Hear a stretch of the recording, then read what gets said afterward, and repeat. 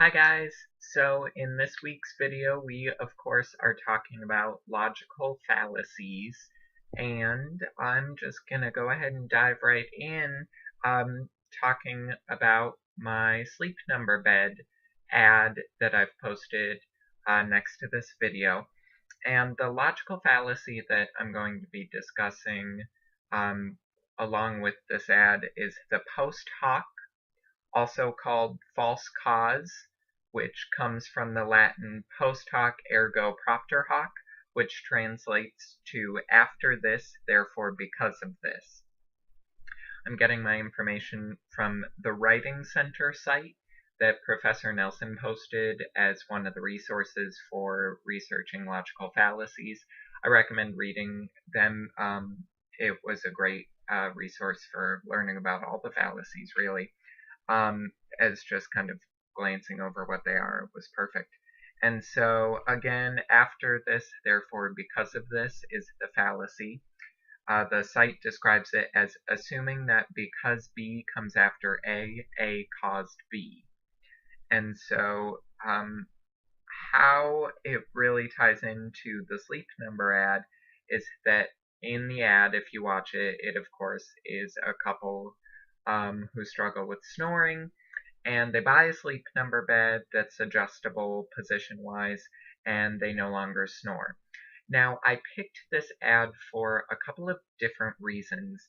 The main one being that this ad suffers from post hoc, in that it's trying to get you to believe that if you buy a Sleep Number bed, you will no longer snore, period. Which, of course, is not true. Lots of people snore for different reasons that having a bed that either can go up and down can't cure. My dad is one of them. He has a snore machine. If you're not sure what that is, it looks kind of like you're scuba diving, but it helps you not snore. And without it, he does snore. An adjustable bed would not help that in the least. But the ad, in about 30 seconds, suggests that for both the man and the woman, the instant they adjust the bed, they stop snoring, which of course is preposterous. The other reason I chose the Sleep Number ad is because even the non-adjustable, by adjustable I mean the bed comes up or goes down, Sleep Number beds suffer from post hoc anyways. Not related to snoring, related to the fact, and we've all seen Sleep Number beds before, and in advertising, if you haven't, they're the beds that you can adjust with a remote, how hard they are, soft they are. And the reason I chose Sleep Number beds is because most of them suffer from post hoc, in that they claim that if you get a Sleep Number bed, because you're suffering from insomnia or sleep apnea or what have you, you will sleep like a baby. You will sleep like, you've just taken a sleeping pill, based on adjusting your bed to make it harder or softer.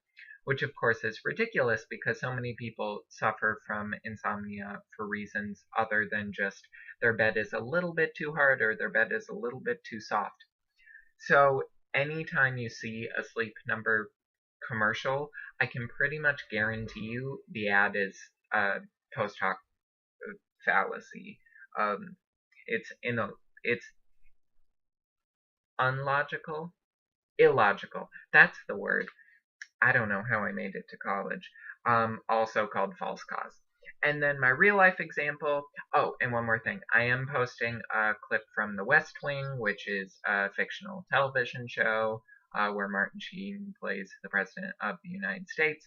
And the reason I'm posting it is because it is about post hoc. It explains it well. If, say, after watching this video, you're still not sure what post hoc or false cause is, I'd recommend watching that. The example it uses is the president made a joke in Texas, and then his voting poll numbers, they took a poll and the numbers were down in Texas, and one of the staff members, the Speaker of the House, suggests that it was because of the joke he made, a joke in poor taste about Texans, and then he goes, well, no, that is post hoc ergo propter hoc, because clearly my numbers were 70% down in Texas for reasons other than just I made a joke about Texans. So I recommend that clip because it's just a funny little anecdote in which popular culture addressed post hoc ergo propter hoc and sort of, admitted that it existed. And so my real life example moving on is going to be hasty generalization because we make so many of them all the time. It really was not hard to pick a real life example of this, which is pretty bad. I mean, most of them are bad, but it's, how do I put this? Racism, sexism, homophobia, all hasty generalizations based on stereotypes. The one I'm going to be focusing on, fortunately, is not racist, sexist, homophobic. It's much more of a lighthearted just example that popped into my head, which is, oh, sorry, hasty generalization is making assumptions about a whole group or range of cases based on a sample that is inadequate. Again, that quote comes from the Writing Center's site that Professor Nelson posted. The one that I'm going to be using as my real life example is that I'm an actor, a stage actor, not a movie actor.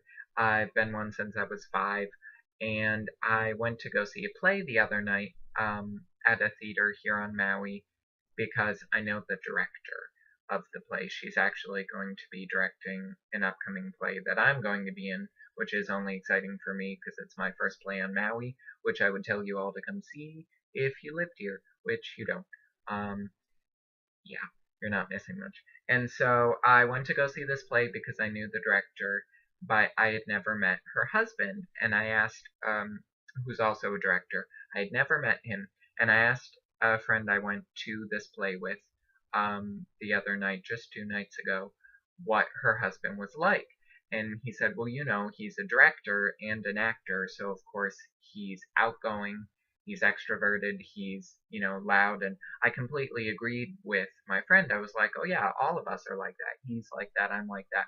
As actors, we assume that everyone who is an actor or a director who also acts is outgoing, is flamboyant, is an extrovert, and is a people person.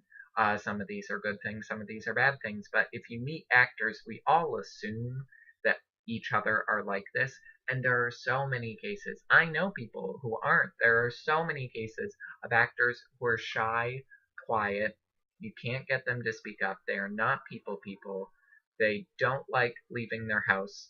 They're very shy, very reserved, very quiet people. And so, lots of famous people claim to be that way. Although then I often wonder why they chose to become famous actors if they really don't like the spotlight. So that's just kind of a bad real life example of hasty generalizations. The reason I mentioned racism, sexism, ageism, classism, homophobia, what have you, is that it's a way of thinking about, trying to not make hasty generalizations based on what other people have told you and even based on your own real life experiences, because no matter what, there's an exception to every rule. I'm a believer that there's an exception to every rule. And so to say that a group of people is a certain way is a hasty generalization no matter what, period. Because again, always an exception to a rule. So, yes, check out my other 2 videos, the Sleep Number ad and the clip from the fictional television show The West Wing. Otherwise, I look forward to watching your examples, because I know we're writing our second paper right now, and I chose a still ad for my paper, but I'm fascinated by all the video dissections that we've been doing, and I really like watching those. They're much more fascinating than what I'm doing with my paper, which is dissecting the still image. I love the video ones. Anyway, got off track. So I look forward to seeing your videos this week and then continuing our papers and seeing your videos next week. Okay, guys.